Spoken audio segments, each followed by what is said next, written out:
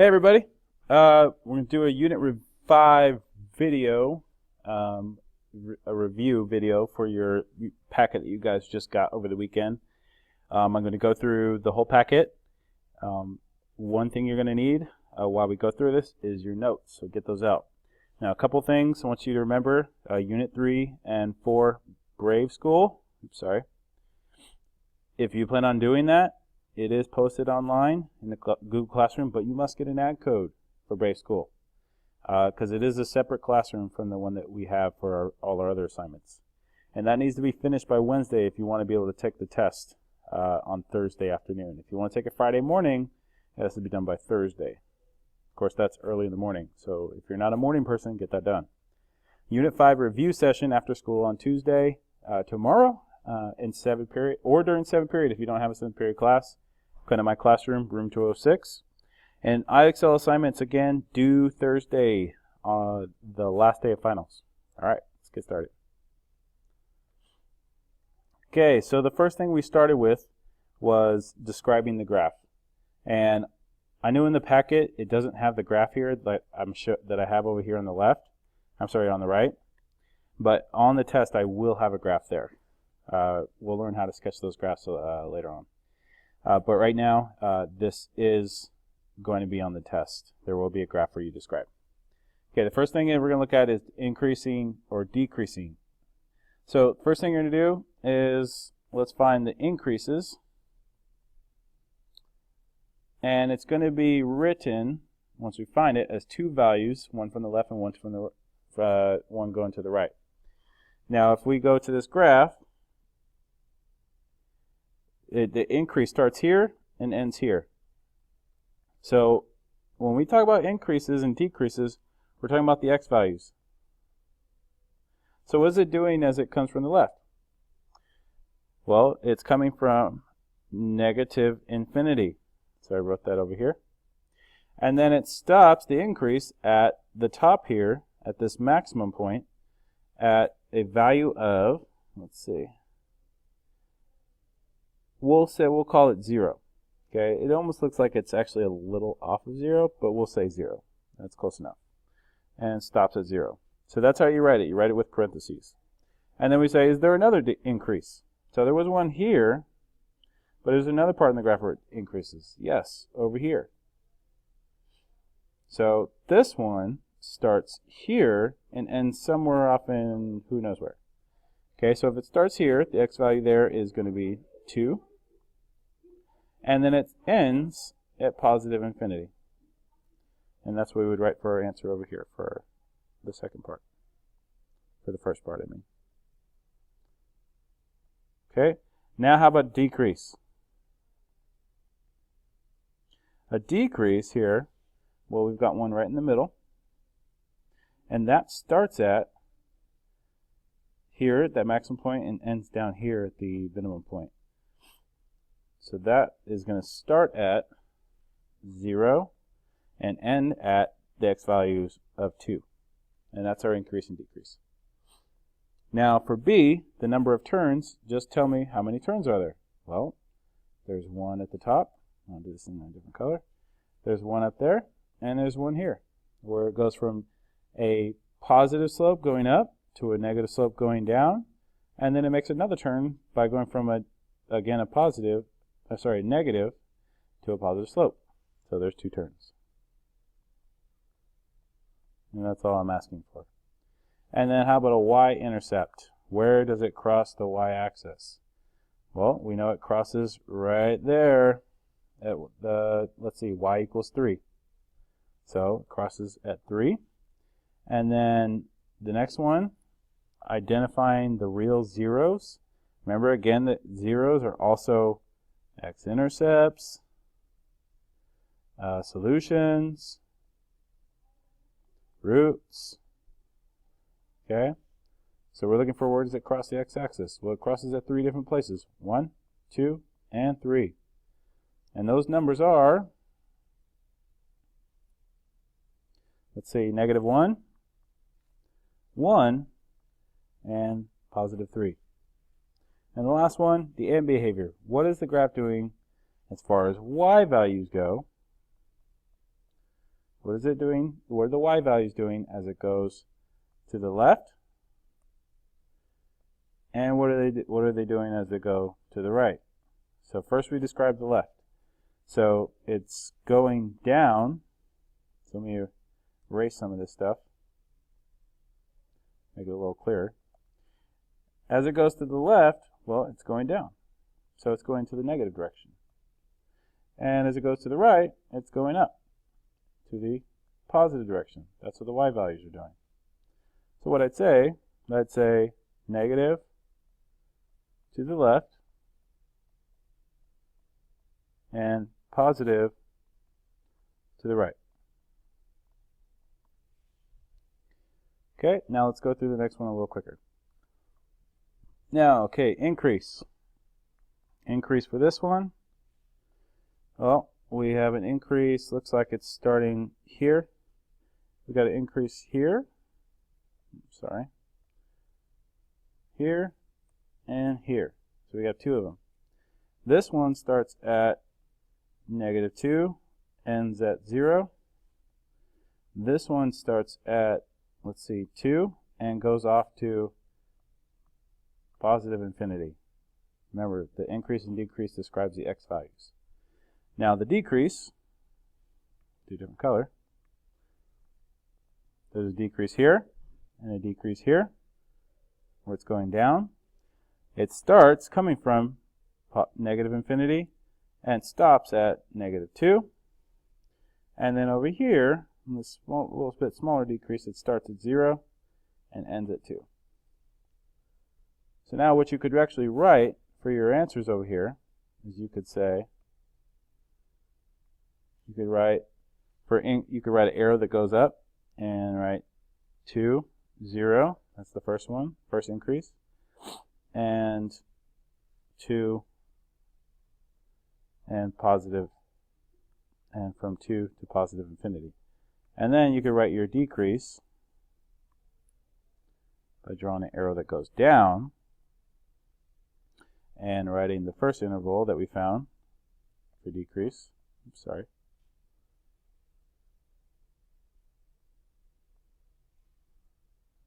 Which was negative infinity to -2. Sorry about that. And then the next one was 0 to 2. Okay. Okay, next one is going to be the number of turns. Well, if we look at our graph, we take a turn going from negative to positive here, slope. And we go from positive down to negative slope here, so there's a second turn. And then there's a third turn going from a negative slope to a positive slope here, so there's our third turn. So 1, 2, and 3. So for our answer, we then write 3 turns. Okay, now for C, the y-intercept. Y-intercept here, it looks like, can't really read it. On the graph that I show you on the test, it'll be more clear. But it is 18.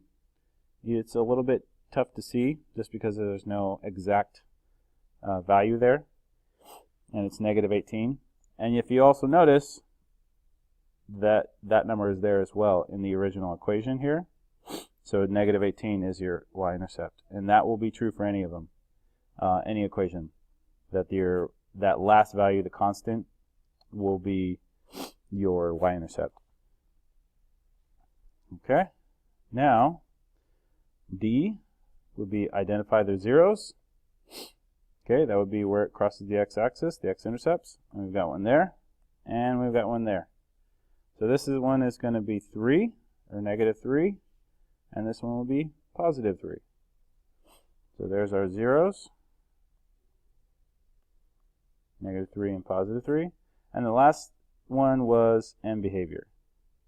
Or end behavior as it goes to the left is positive, and as it goes to the right, it's going up as well, so this is also positive. So then what I could say is it's positive to the left and right. Okay? Now this next section is a review of transformations. And to do these, you're going to need to get back in your notes.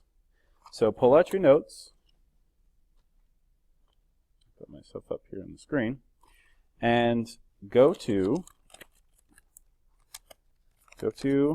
Unit 3.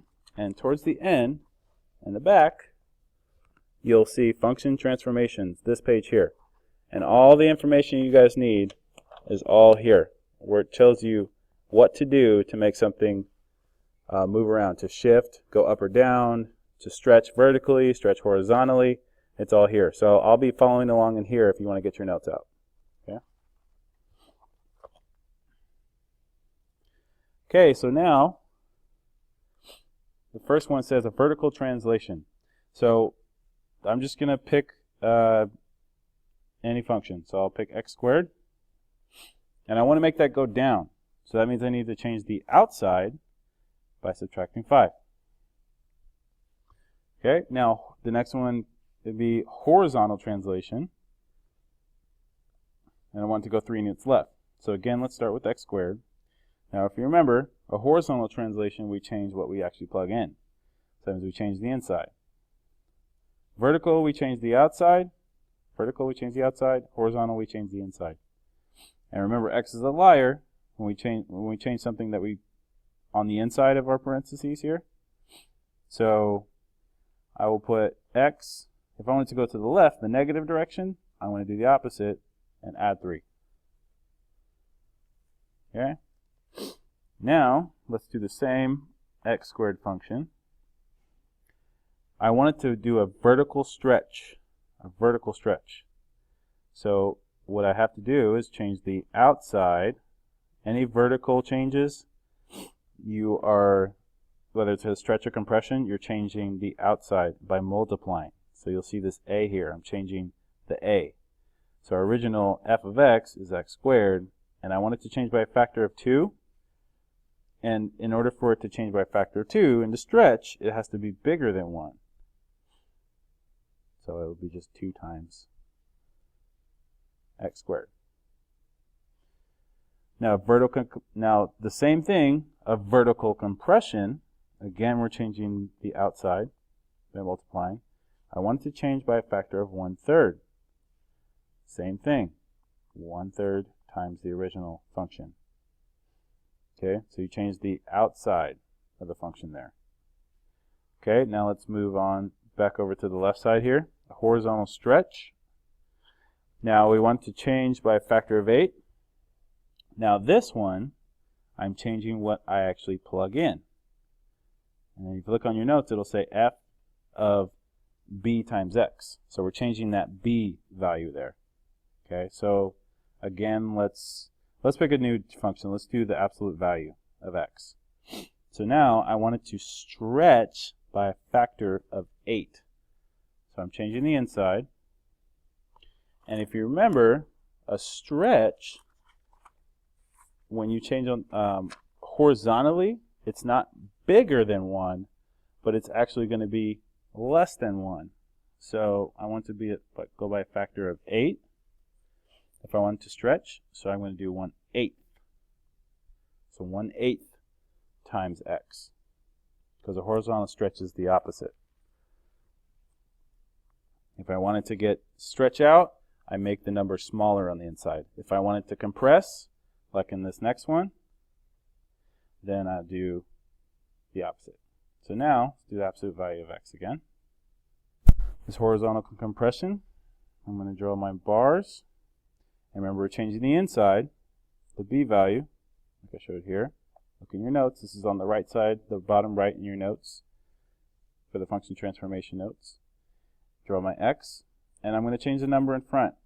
Now, if I wanted to compress something horizontally, it has to be greater than 1. The absolute value of that number has to be greater than 1.